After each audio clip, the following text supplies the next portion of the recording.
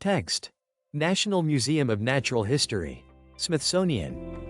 Find your place at the Smithsonian National Museum of Natural History. Missouri. Ictalurus furcatus with Senior Collections Manager Dr. Floyd Shockley. The camera pans through an exhibit hall with display cases of animal skeletons. Welcome to the Bone Hall here at the National Museum of Natural History. Dr. Shockley stands in front of a museum display case with one very large fish skeleton in it and several smaller fish skeletons.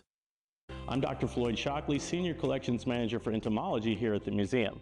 I usually spend my time working with insects, but today I'll be sharing about a specimen in our collection from Missouri. I was born and raised in Missouri in a small town outside of Kansas City, and I developed my love for nature during those early years.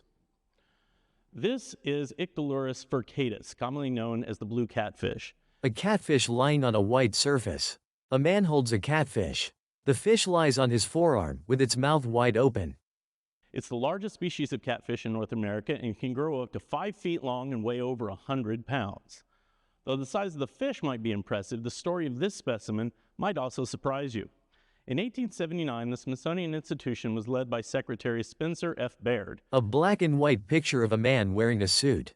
Not only was Baird the Secretary of the Smithsonian, but he was also the United States Commissioner of Fish and Fisheries. A page from a book. A close-up view of the page with a quote. He made a request that a large Mississippi River catfish be sent to him. That fish arrived on November 8, 1879, sent by Dr. J.G.W. Steedman, chairman of the Missouri Fish Commission, along with a note that read, "Your letter requesting the shipment to you of a large Mississippi catfish was received this morning. Upon visiting our market this p.m., I luckily found two, one of 144 pounds, the other 150 pounds. The latter I shipped to you tonight by express. I purchased it from an old fish dealer of 30 years' experience in our market. This is the only variety, he says, which reaches 100 pounds. Upon the arrival of the fish, observations were made and measurements were taken. However, there were certain features that didn't match up to what they currently knew about the species of large Mississippi catfish. The skull resembled that of one genus, and the anal fin resembled that of another. A large catfish skeleton on display. Based on these observations, this specimen was thought to represent a new species of catfish. This fish, bought in a St. Louis market in 1879, is the type specimen or the specimen used to describe the new species. Thanks for taking a closer look at the blue catfish on display here at the National Museum of Natural History.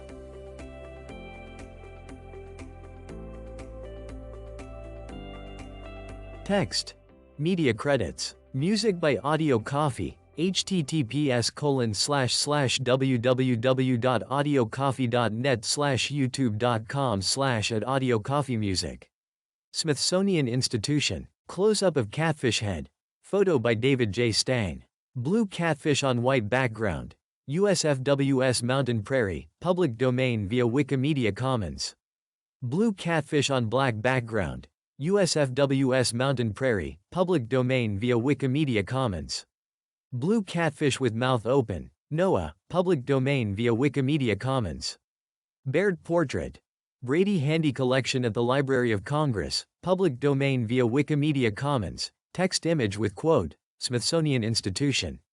Special thanks to Dr. Lynn Parenti, research scientist and curator of Indo-Pacific freshwater and coastal fishes, Department of Vertebrate Zoology, Smithsonian National Museum of Natural History. Diane Pitassi, collection manager, Division of Fishes, Department of Vertebrate Zoology, Smithsonian National Museum of Natural History. National Museum of Natural History. Smithsonian.